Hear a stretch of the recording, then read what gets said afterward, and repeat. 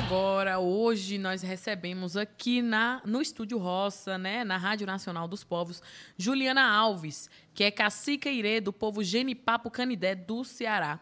Ela é a primeira secretária de Estado da Secretaria dos Povos Indígenas do Ceará, professora indígena, mestra em antropologia, ex-coordenadora da Articulação das Mulheres Indígenas do Ceará, cofundadora da Articulação Nacional das Mulheres Indígenas Guerreiras da Ancestralidade, a AMIGA, e presidenta do Partido Comunista do Brasil em Aquirás, PCdoB. Gente, que currículo enorme, né? Ela está aqui para falar sobre um momento histórico, né? O presidente Luiz Inácio Lula da Silva homologou nesta quarta-feira 3 terras indígenas no Ceará: Pitaguari, Lagoa da Encantada e Tremedé de Queimadas, não é isso? Essa é mais uma etapa importante no reconhecimento e na garantia dos direitos dos pesquisadores, que mostra que 65 povos indígenas foram, né, reconhecidos. E Juliana acompanhou de perto esse processo. Conta pra gente, cacica, você que tem uma trajetória longa de liderança e articulação, como foi o caminho até se tornar a primeira secretária de Estado da Secretaria dos Povos Indígenas do Ceará? Boa tarde a todas, a todos os nossos ouvintes da rádio. Primeiramente, agradecer o convite, né, que partiu da nossa comunicadora indígena, Sâmula Sataremaué, e dizer que a gente fica muito feliz em poder vir na rádio contar sobre os grandes feitos, avanços que os povos indígenas brasileiros têm tido nesse governo, né, do governo Lula. É importante destacarmos, né, que a minha trajetória ela vem de uma trajetória do movimento indígena, né, no estado do Ceará, desde os 12 anos de idade, né? Eu sempre acompanhei minha mãe. Minha mãe foi uma das primeiras mulheres cacica na América Latina, a nossa mestra cacique pequena. E aí eu trago comigo toda essa luta, todo esse movimento das mulheres, né, dos nossos territórios, até chegar no campo político, né? Então, a gente vem buscando uma ascensão política, até por entendermos que esse espaço também deve ser um espaço de ocupação dos nossos povos, né, dos povos tradicionais, né, dos povos originários do país, né? E aí a gente foi convidada em 2022 para ser candidata a deputada estadual no Ceará, dentro do nosso partido, na qual eu integro desde 2013, né, o PCdoB. E a gente vai com o nosso corpo território, mas também a gente não vai só. A gente vem com a bancada do COCA, que foi um projeto das mulheres indígenas, né, da AMIGA, na qual eu também faço parte como uma das cofundadoras, né, como uma das mulheres que pensa junto, constrói junto com outras mulheres. E depois, passadas as eleições, fui convidada, né, primeiro, recebi o convite do movimento indígena do estado do Ceará para que eu pudesse integrar a Secretaria de Povos Indígenas se o governador do estado criasse a secretaria, né? E aí, logo depois de sancionado pelo movimento indígena no estado, o governador me faz o convite, né, para que a gente pudesse assumir. O nosso governador é o governador Eumano de Freitas, que tem uma trajetória muito pautada aos movimentos sociais, né? Tem uma trajetória muito pautada ao MST, foi deputado 2 vezes e ele estava em 2022 indo para uma reeleição para um 3º mandato, né? Sempre esteve dentro dos movimentos indígenas, dentro do movimento social no estado do Ceará. Então, ele entende e ele compactua com a luta. Ele sabe que essa luta é uma luta legítima dos povos indígenas, dos povos quilombolas, dos povos de terreiro, dos assentados, né? Então, ele é um governo que traz com ele esses povos, né?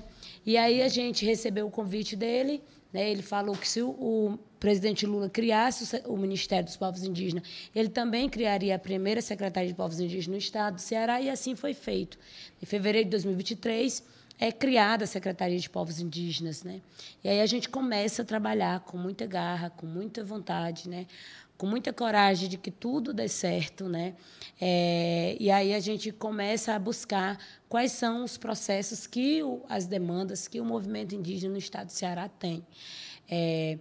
o governador Eumano de Freitas recebe no seu primeiro ano de mandato, ainda em 2023, em abril de 2023, em comemoração ao Dia dos Povos Indígenas, ele recebe uma comitiva de lideranças do Ceará, onde nessa comitiva tem representantes de 4 povos que estavam em curso o processo de demarcação física dos territórios, né? E aí, quando foi em outubro de 2023, a gente veio até Brasília, né, para falar com a nossa presidenta da FUNAI, Joênia Wapichana, para que a gente pudesse dar celeridade a um termo, né, um ACT, termo de cooperação técnica que nós tínhamos desde 2018, mas que simplesmente não saía do papel, né? E aí a gente veio em Brasília, conversamos com a presidenta, a gente fez várias reuniões juntamente com o superintendente do IDACE, que é o nosso companheiro e camarada João Alfredo, que está hoje enquanto superintendente do IDACE. E João Alfredo ele também tem esse tato com os movimentos sociais no estado do Ceará. Então, a gente pediu para que se desse celeridade para a gente, ainda naquele ano de 2023, a gente assinar esse ACT.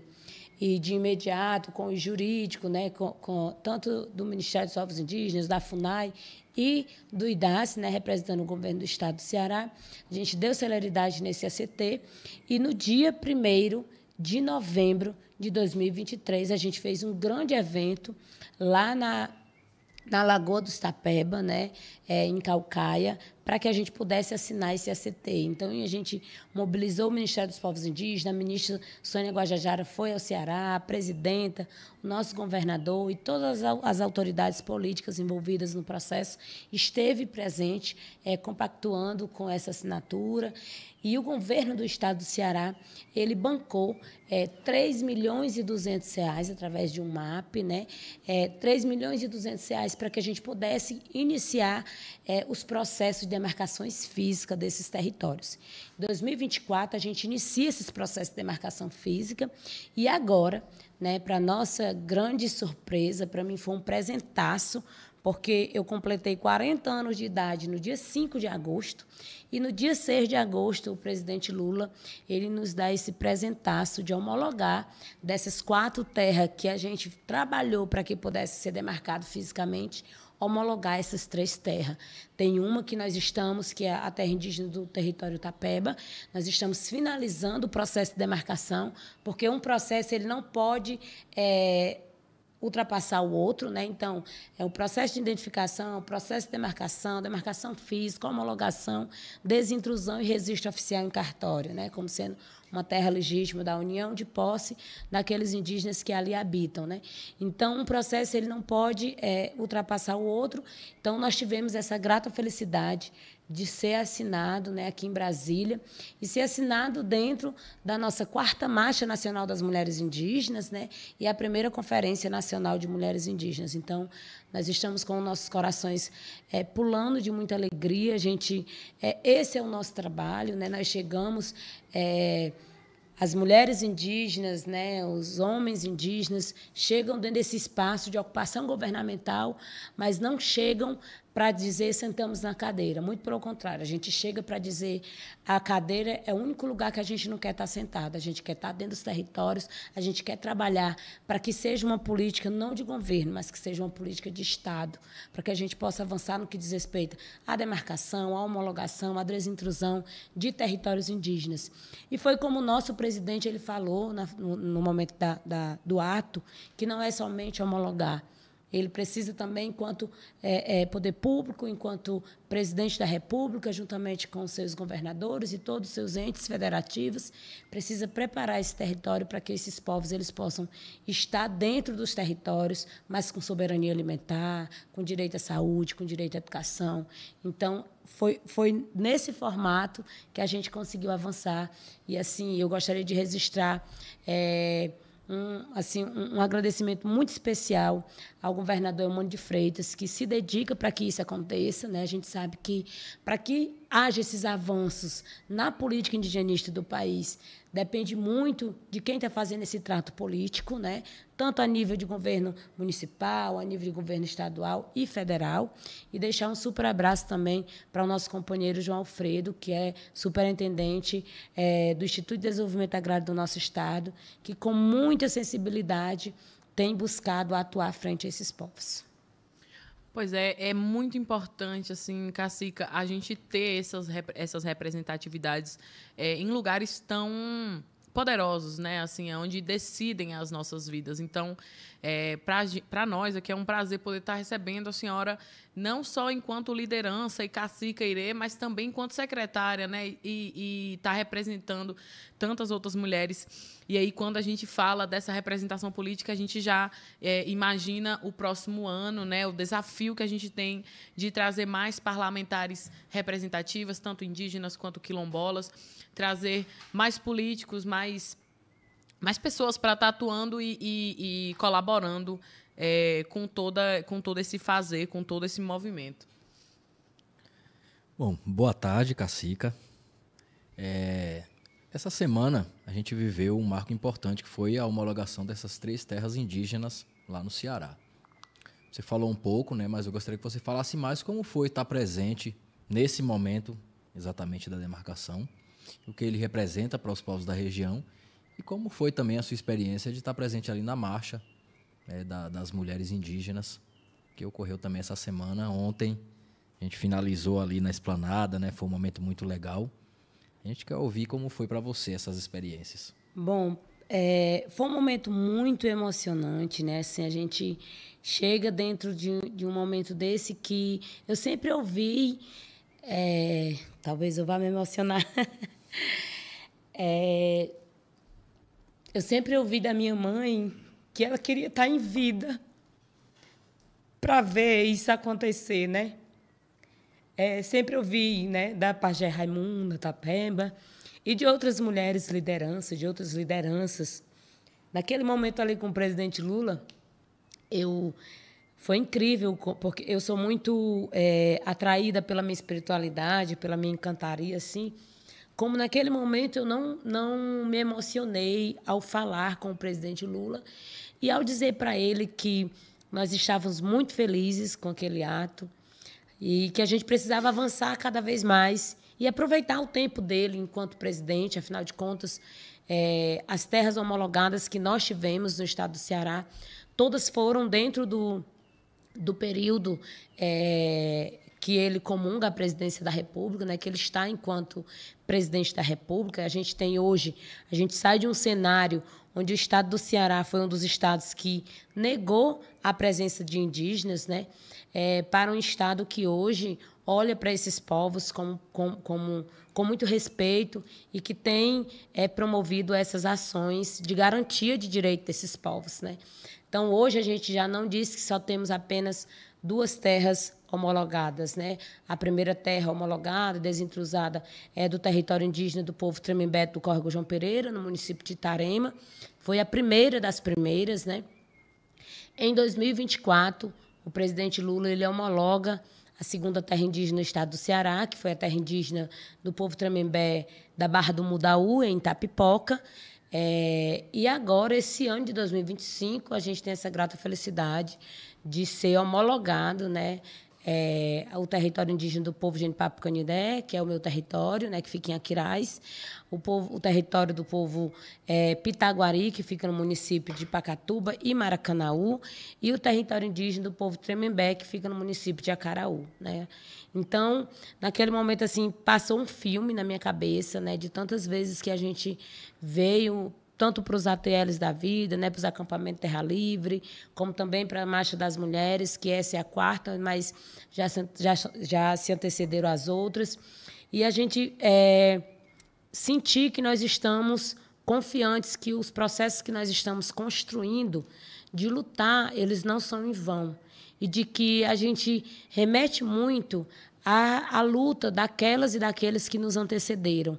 Afinal de contas, essa luta ela se comunga a essa positividade porque tiveram outras e outros que iniciaram essa luta lá atrás, para que hoje a gente pudesse estar tendo esses grandes feitos, né? Então, naquele momento ali, eu falava para o presidente Lula que agradecia demais, né, toda a trajetória do movimento indígena brasileiro, do movimento indígena no estado do Ceará, principalmente aquelas figuras, né, que se doaram, né, algumas que já tiveram suas vidas tombadas no movimento, mas que a gente sente que eles continuam na espiritualidade, nos dando força para a gente continuar.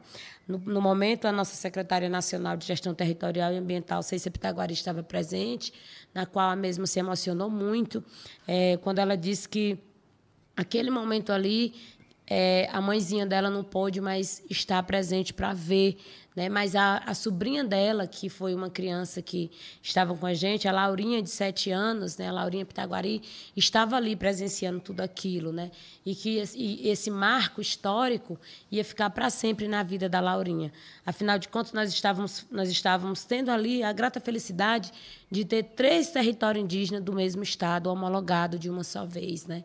Então, para mim foi muito, muito, muito importante poder, a gente, conversando com a minha equipe, né, que não é uma grande equipe, a nossa secretaria não é uma secretaria fina, é uma secretaria meio, né, mas nós temos 14 colaboradores, 14 técnicos que têm buscado trabalhar ativamente para que essas políticas elas sejam garantidas.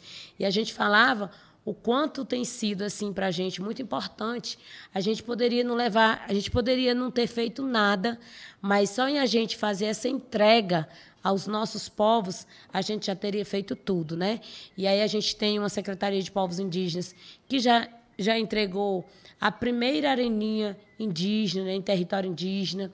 A gente tem uma secretaria que já avançou no que diz respeito a concurso específico de professores indígenas, que já avançou no que diz respeito à gratificação específica para gestores indígenas, que já avançou no que diz respeito a um ACT, a questão de trazer os nossos jovens, né, a gente jovem ambiental indígena.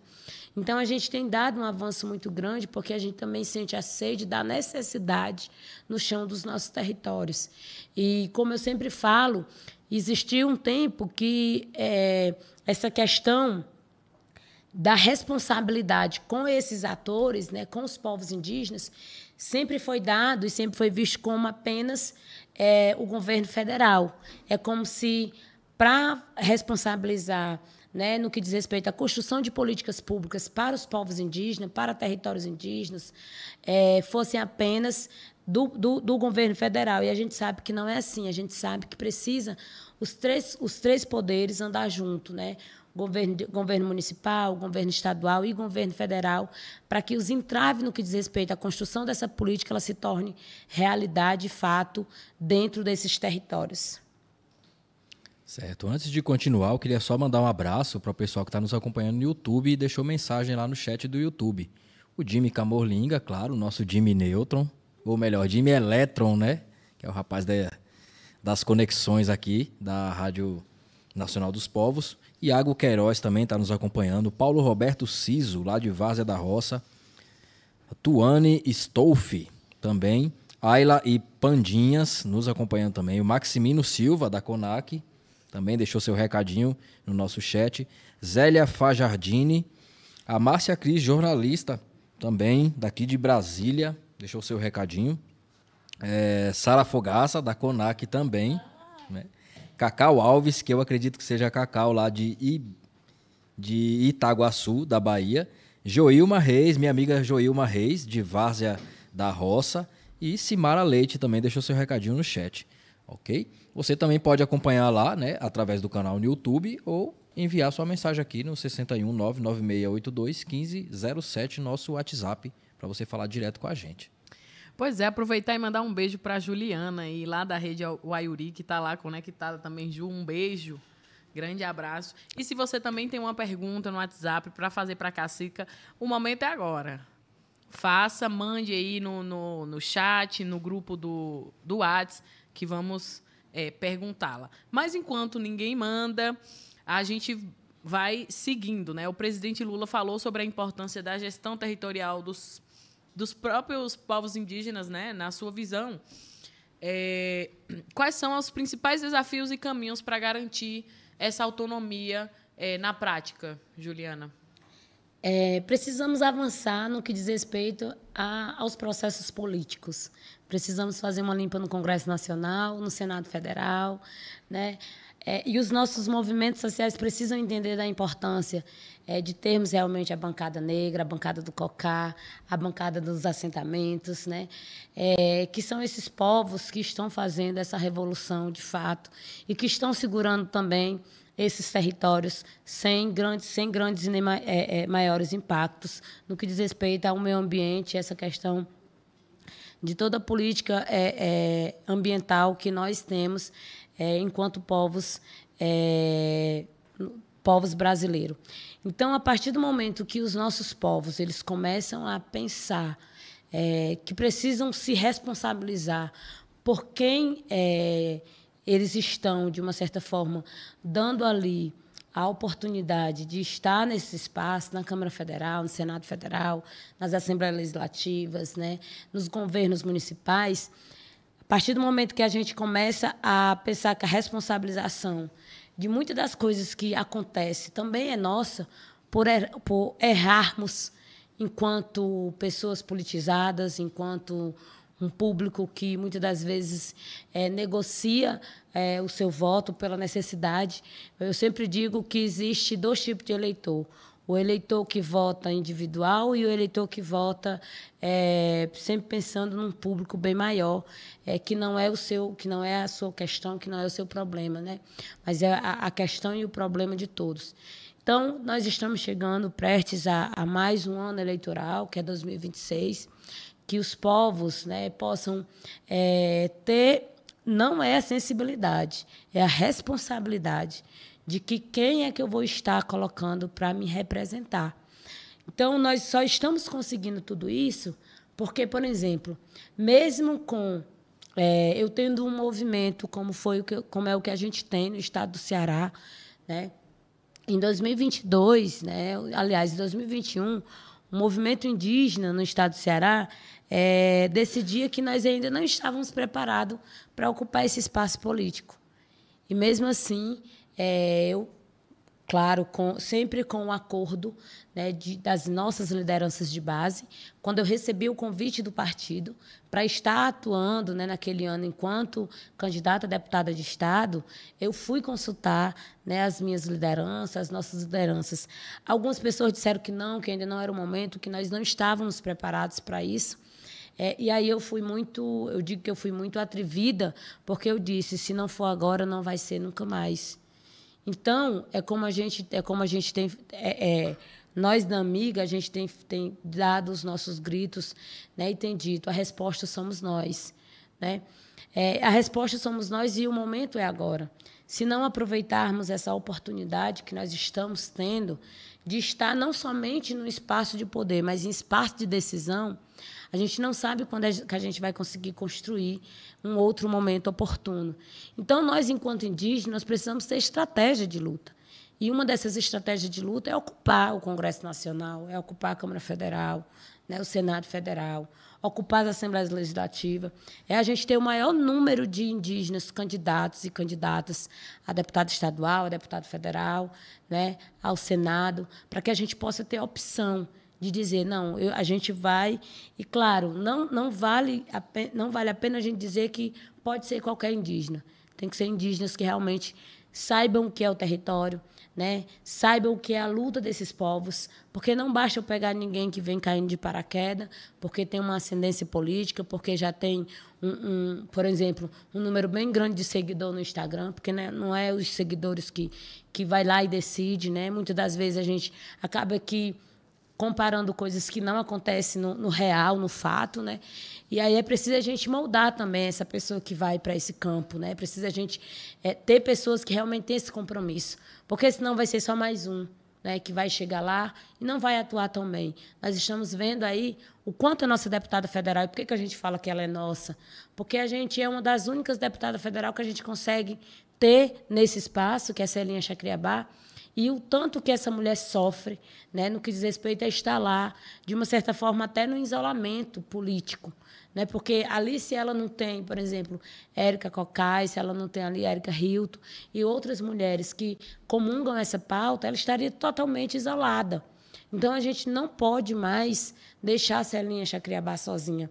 A gente precisa avançar nesse cenário político. E, quando a gente avança nesse cenário político, a gente também vai estar avançando no que diz respeito à garantia de direito. Gostaria de dizer que nós tivemos aí um processo muito, muito doloroso, que foi com esse período do desgoverno que aconteceu no nosso país.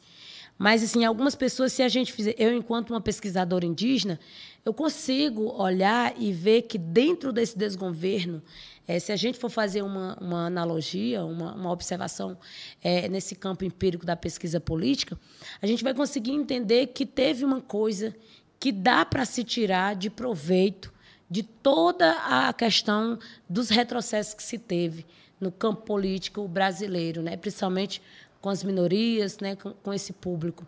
Então, eu passei a perceber que é nesse campo político que tudo se constrói. E, com esse fato que aconteceu desses retrocessos, é também no campo político que tudo se destrói. Então, é preciso que a gente olhe para a política como um sinal de que é nesse campo que a gente vai conseguir enfatizar os direitos dos nossos povos, que a gente vai conseguir votar para que realmente os direitos desses povos sejam garantidos e que a gente não vai retroceder quando a gente tem pessoas, né, que são dessa luta, que traz consigo não somente um discurso político, mas que traz consigo um discurso de vivência dentro dos territórios, que traz consigo um discurso de que é no campo da política que a gente vai conseguindo avançar, mas sempre com a força daqueles que estão dentro dos territórios balançando o maracá. É isso, Juliana. Desde já agradecer muito. Assim, nós já estamos chegando no final da entrevista, mas é inspirador poder te ouvir e saber que temos esperança, né? É um esperançar ouvir a voz de uma mulher tão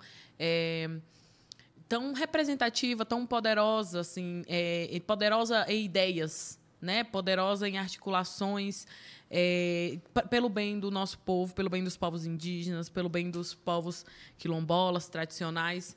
É muito bom poder saber que a gente conta com uma mulher como você num espaço tão importante, né? E aí eu queria que você deixasse um recado para as comunidades indígenas do Ceará, também para as comunidades de todo o Brasil nesse momento de conquistas, mas também de desafios, né? Bom, o recado que eu deixo para as nossas comunidades, para os nossos povos tradicionais, né, nossos povos originários de todo o Brasil, é que vale a pena lutar, né? Vale a pena a gente montar nossa barraquinha nos ATLs e montar um acampamento, vale a pena a gente se organizar por território, mas também vale a pena a gente fazer a luta fora desse território, né? Também vale a pena a gente emprestar os nossos, como a gente tem dito, para estar atuando dentro dos espaços governamentais, né? Então, e os desafios que a gente tem são diversos, né? São diversos os desafios, tanto na questão da representatividade, né? A gente ainda precisa fazer com que a gente possa ser a maioria, de fato, nesses locais de decisões, né? Precisamos ainda avançar nesse campo, no que diz respeito a termos essa representatividade. Precisamos continuar enfatizando a importância de termos os nossos jovens nas universidades, né? Nesse campo onde se faz transformações políticas, né? Precisamos continuar enfatizando da importância de termos mulheres, de termos parentes que estão nesse espaço de poder, mas que comungam com a luta dos povos indígenas, que estão aí dando, nós diríamos que dando uma aula no que diz respeito a fazer gestão pública com eficiência, mas também sempre com os pés no chão, sabendo o que estão fazendo. Muito obrigada, Juliana. Seja bem-vinda e volte sempre também. Esperamos te receber aqui novamente. Muito obrigada, Juliana. Não voto no Ceará, porque se votasse, com certeza teria o meu voto, o meu apoio pelo seu trabalho, muito importante. E quero aproveitar, inclusive, para mandar aqui uns abraços para outras lideranças indígenas também e quilombolas que estão sempre na luta aí, junto ao atual presidente Lula, que estavam na luta contra o antigo, que a gente não precisa nem mencionar o nome para não quebrar o bom clima do ambiente. E convidar, né, a essas grandes lideranças que mandem mensagens para a gente. Aqui é um canal aberto para que vocês possam falar. Aqui vocês têm voz e que vocês possam expor, né, as indagações, as dúvidas, mas principalmente colocar as suas ideias e seus sonhos. E com certeza vai coincidir com os sonhos também e as ideias de outras pessoas que estão nos ouvindo agora. Tá bom? Então, mais uma vez, Inataquié, muito obrigado. Esteja sempre livre para quando quiser vir aqui conversar com a gente sobre esses temas e sobre vários outros, sobre o Ceará também. E é isso. Só para finalizar, dizer que o estado do Ceará tem sido um estado pioneiro no que diz respeito a ter um governo que faz isso, né? Que promove essa ação no que diz respeito a demarcar fisicamente e homologar territórios indígenas, né? A gente diz que enquanto alguns governadores ligam para o presidente para dizer que não avance no que diz respeito à demarcação ou homologação de terras indígenas, nós temos um governador que liga para dizer: eu não quero somente que você avance, como que avance com agilidade, porque eu preciso fazer essa entrega aos povos indígenas no estado do Ceará. Mais uma vez, a cada um de vocês e aos nossos ouvintes, muito obrigada pela oportunidade concedida e seguimos juntos nessa luta.